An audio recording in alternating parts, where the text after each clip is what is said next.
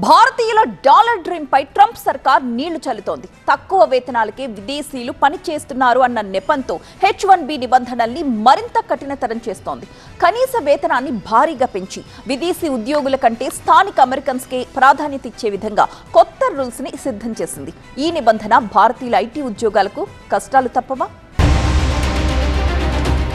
IT సంస్థల్లో విదేశీ ఉద్యోగులను తగ్గించి స్థానికులకు ఉద్యోగావకాశాలు కల్పించే దిశగా అమెరికా మరో నిర్ణయం తీసుకోనుంది. ఇందులో భాగంగానే H1B వీసాదారుల వేతనాల పెంపునకు సంబంధించి కార్మిక శాఖ కీలక ప్రతిపాదనలు చేసింది.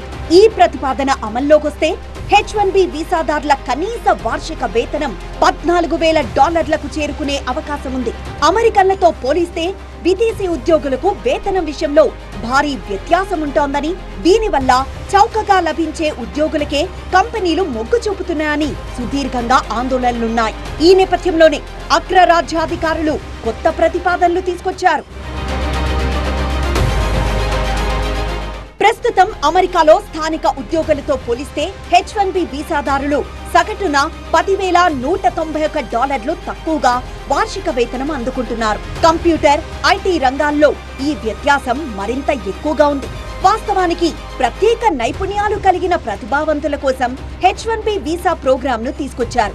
కానీ అందుకు భిన్నంగా కొన్ని కంపెనీలు ఈ వీసాను దుర్వినియోగం చేసి తక్కువ వేతనం తీసుకునే ఉద్యోగులను విదేశాల నుంచి నియమించుకుంటున్నాయనే ఆరోపణలున్నాయి. 2024 ఆర్థిక సంవత్సరంలో జారీ అయిన H1B వీసాల్లో 63% ఎంట్రీ లెవెల్ ఉద్యోగస్తులే ఉన్నట్లు కార్మిక శాఖ గణాంకాలు తెలిపాయి. ఈ నేపథ్యంలోనే వేతన పెంపు ప్రతిపాదనలు చేసినట్లు అమెరికా అధికారులు వెల్లడించారు. అధ్యక్షుడి సంతకం తర్వాత ఈ ప్రతిపాదనలు అమల్లోకొచ్చే అవకాశాలున్నాయి.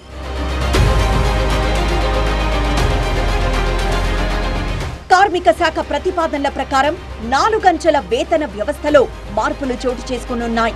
ఎంట్రీ లెవెల్ ఉద్యోగాలకు కనీస వేతనం 34%, లెవెల్ 2 వారికి 52%, లెవెల్ 3 ఉద్యోగులకు 70%, లెవెల్ 4 ఉద్యోగులకు 88% మేర పెంచాలని అగ్రరాజ్యం భావిస్తోంది.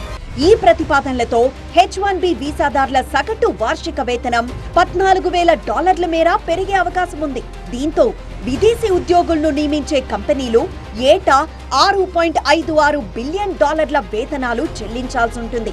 H1B ఉద్యోగులు కీలకమైన నైపుణ్య లోపాలను భర్తీ చేస్తారని, మార్కెట్కు పోటీగా ఉండే వేతనాలను పొందుతారని వ్యాపార సంస్థలు వాదిస్తూ ఉండగా, అవుట్సోర్సింగ్, స్టాఫింగ్ సంస్థలు ఈ కార్యక్రమాన్ని ఉపయోగించుకొని మార్కెట్ ధరల కంటే తక్కువ వేతనాలకు ఎంట్రీ లెవెల్ లేదా మధ్యస్థాయి ఉద్యోగాలను భర్తీ చేస్తున్న సందర్భాలను విమర్శకులు ఎత్తి చూపుతున్నారు.